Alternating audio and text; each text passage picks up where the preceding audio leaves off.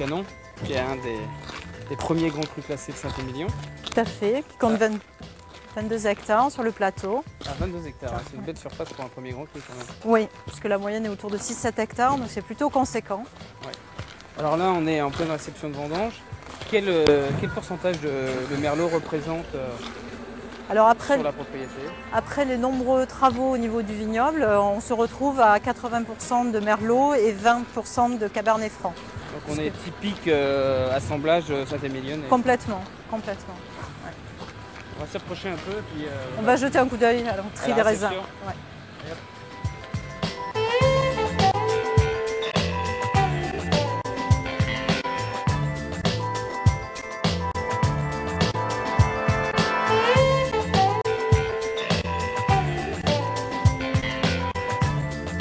Canon est équipé vraiment du matériel top moderne et à la pointe du progrès. On a une baie de raisin qui arrive en cuve en parfait état, j'ai l'impression. Absolument, puisqu'on a une équipe d'environ une quarantaine de vendangeurs qui est scindée en deux parties. Une équipe donc, dans les vignes qui effectue déjà un premier tri sur pied. Donc les raisins sont amenés, comme on l'a vu tout à l'heure, en cagettes, recouvertes pour éviter la chauffe et la pluie quand on en a. Heureusement, on n'en a pas cette année. Et ensuite, donc, on retrouve la deuxième équipe autour des tables de tri avec encore deux tris. Un premier tri sur les grappes, sur la première table de tri, les raflages et un deuxième tri sur table, plus long. Donc on l'a vu, il y a aussi plus de personnes pour être absolument certain qu'à la fin de la deuxième table, il n'y a plus un bout de rafle, plus un raisin abîmé. Et ensuite, les raisins sont tombent dans les cuvons et sont amenés avec un élévateur pour éviter les pompes et éviter de triturer. Donc l'essentiel est vraiment de faire attention à la qualité des raisins et ensuite de ne pas les abîmer, donc de protéger cette qualité jusqu'au bout. Là va commencer le procédé de fermentation.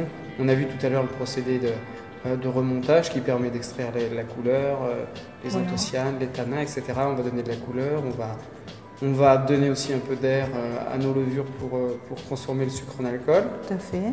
Ça va durer combien de temps ce procédé à peu près? On essaie effectivement d'extraire les anthocyanes, mais on essaie aussi d'avoir des extractions vraiment en douceur et de ne pas être trop brutal. Donc vraiment extraire les tanins les plus fins, les plus soyeux, pour avoir le vin le plus élégant possible. Et non pas extraire des tanins de pépins, par exemple, pour avoir un vin plus agressif. On travaille vraiment sur l'élégance. Très bien.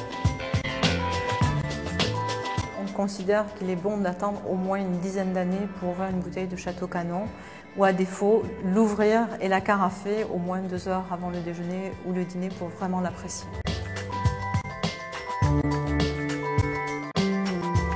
Aujourd'hui, il n'existe pas de mauvais millésimes, mais simplement des millésimes à boire plus ou moins rapidement et d'autres comme le millésime 2005 qui peuvent être gardés des décennies.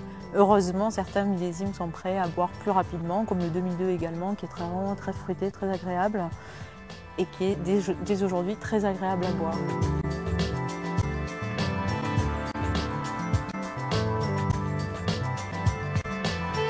Depuis quelques années, on a vraiment l'impression qu'il y a vraiment un mouvement vers le haut. Oui, il y a une nouvelle énergie, il y a énormément d'investissements qui ont été réalisés au niveau du vignoble avec un renouvellement de beaucoup de parcelles puisque plus d'un tiers de la propriété a été arraché et replanté en 10 ans. Donc, ce qui est un travail de base qui est indispensable et qui est gage de la qualité des raisins. Et le chai a également vu nombre d'investissements pour l'amélioration en gardant des techniques très simples comme la gravité pour éviter d'abîmer les raisins. On cherche à respecter vraiment le fruit. C'est la première chose à faire. Bon, le Canon, ça reste et ça va continuer à rester un grand parmi les grands, je pense. On y travaille. Bon, merci. Santé. Santé.